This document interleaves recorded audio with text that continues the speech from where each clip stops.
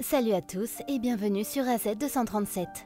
Très souvent, on cherche très loin ce que l'on a tout près, et lorsque l'on pense pouvoir trouver le bonheur au détriment de ceux qui nous aiment, nous nous fourvoyons. C'est ainsi qu'un homme jeta sa femme et sa fille dans la rue. Mais ce que sa fille fit, en réponse plus tard, lui donna une bonne leçon. Regardons cette histoire. Mais avant de commencer, j'aimerais vous rappeler qu'après avoir regardé cette vidéo, vous pouvez faire un tour sur notre chaîne pour découvrir de nombreuses histoires à la fois incroyables, intéressantes et émouvantes. Et n'oubliez pas de vous abonner à la chaîne et d'activer la cloche de notification si vous êtes nouveau parmi nous. Diana était une belle jeune fille qui allait à l'université et était très intelligente. Une fois, alors qu'elle était en vacances avec ses parents au Canada, elle se surprit à penser au bel homme qui vivait dans son quartier. Il s'appelait Arthur et l'aimait très intensément. Il lui avait exprimé ses sentiments vaguement, mais il était évident qu'il l'aimait beaucoup. Elle ne cessait de penser à lui en regardant par la fenêtre. Diana et Arthur vivaient dans le même quartier, avant qu'elle ne parte en voyage avec ses parents.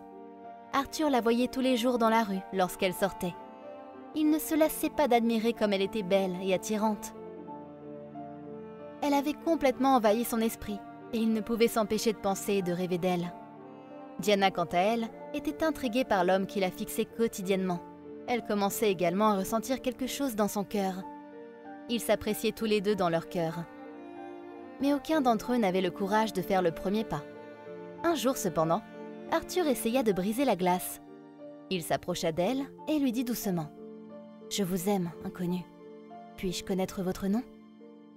À ce moment-là, Diana eut la chair de poule et des papillons dans le ventre. Elle lui dit « Vous devriez connaître mon nom maintenant, depuis le temps que vous me harcelez. » Arthur rit en entendant sa réponse pleine d'esprit et dit « Veuillez m'en pardonner. » Diana sourit doucement et murmura « Diana, je m'appelle Diana. » Sur ce, elle rentra dans son appartement. Après cela, Arthur devint fou d'elle. Il était sûr de l'aimer et de ne vouloir qu'elle et elle seule. Un jour qu'il sortit pour respirer et prendre un peu d'air frais, il pensa encore à elle, mais il se rendit compte que cela faisait des jours qu'il ne l'avait pas vue. Elle était totalement perdue de vue et elle lui manquait beaucoup.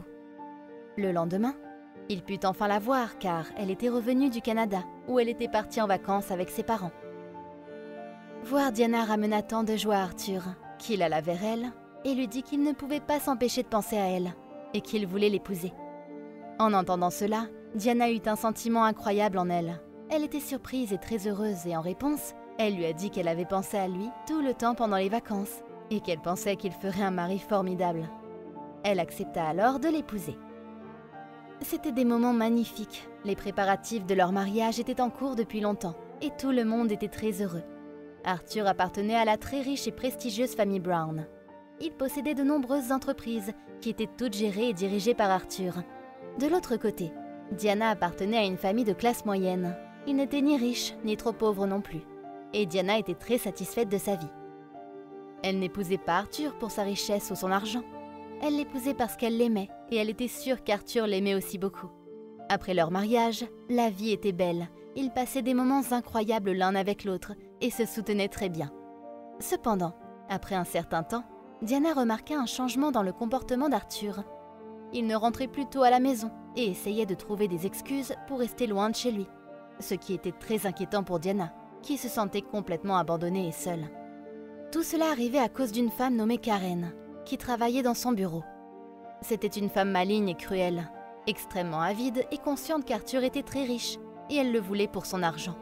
Elle s'attela à se rapprocher de lui tous les jours, afin qu'il la remarque et l'apprécie. En fait, Arthur l'aimait bien.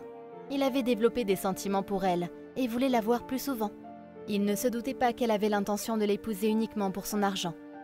Un jour, elle s'approcha de lui et lui dit « Arthur, je t'aime beaucoup et je crois que j'ai des sentiments profonds pour toi. Je veux être ta femme. » En entendant cela, Arthur devint furieux. Car même s'il aimait Karen, il était marié. Il lui dit « Karen, je suis déjà marié et j'ai ma femme à la maison. Ne répète plus ce que tu viens de dire, ou ce ne serait pas bon. » Karen se mit très en colère, mais elle la contrôla. Un jour, Diana découvrit qu'elle était enceinte et elle en fut très heureuse. Elle voulut faire une surprise à Arthur, alors elle imagina un plan romantique. Elle fit une vidéo avec beaucoup de photos, des photos de leur premier rendez-vous, du jour où il l'avait demandé en mariage, du jour de leur mariage, des photos d'eux avec leur famille, etc. Et à la fin, elle mit une photo de son test de grossesse positif. Elle l'envoya ensuite à Arthur. Quand il vit la vidéo, il sauta de joie et rentra immédiatement chez lui, très heureux. Quelques mois plus tard, ils accueillirent une jolie fille qu'ils appelèrent Nicolas. Nicolas était très belle et ses parents étaient très fiers d'elle. Le temps passa, elle grandit et devint une adulte.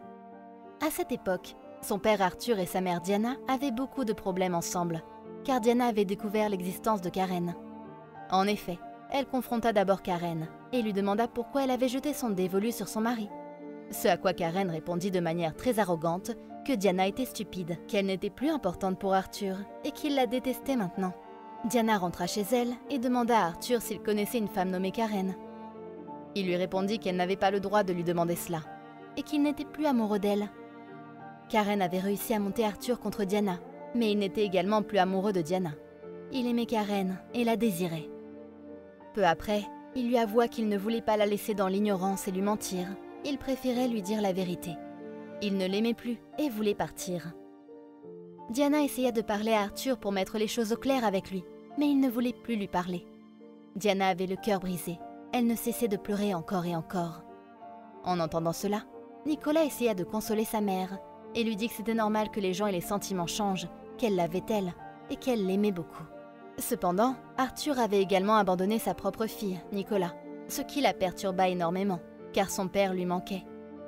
Mais il choisit de rester loin d'elle et cessa de lui rendre visite et de s'occuper d'elle après la séparation avec Diana. Puis un jour, Nicolas décida d'aller le voir dans son bureau. Elle lui demanda s'il voulait faire une promenade avec elle. Arthur lui répondit qu'il était très occupé par son travail et qu'il ne pouvait pas aller avec elle. Cela mit Nicolas en colère et la bouleversa.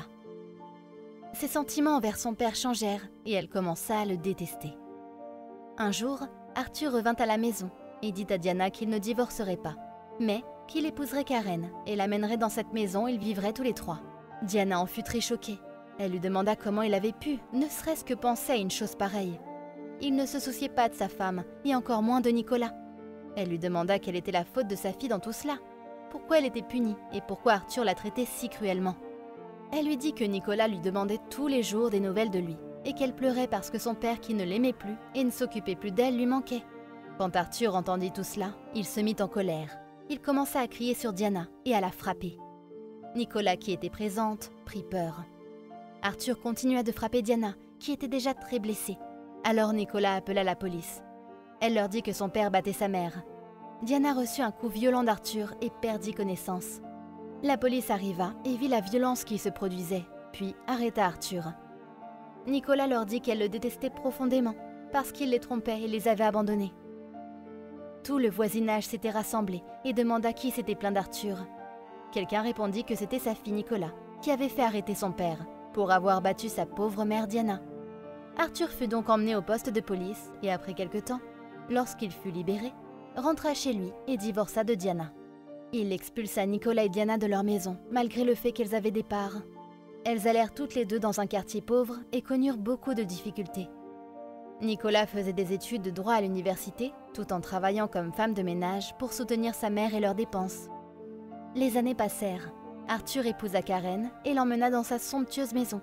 Entre-temps, Nicolas était devenue une avocate célèbre, qui travaillait pour d'importants cabinets et d'entreprises. Elle n'oublia pas tout ce que son père leur avait fait subir. Alors, elle se rendit au tribunal et demanda une compensation.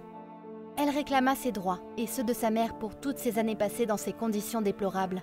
Le juge écouta les deux femmes et décida du montant qu'Arthur devait payer. Le montant de la pension était très élevé pour Arthur. Il fit faillite.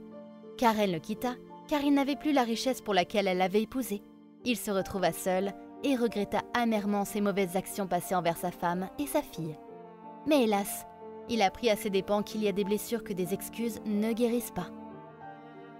Quelle est votre opinion au sujet de cette histoire? Dites-le nous dans les commentaires. Si vous avez aimé cette vidéo, alors cliquez sur le bouton j'aime et partagez-la autour de vous. À très bientôt sur AZ237.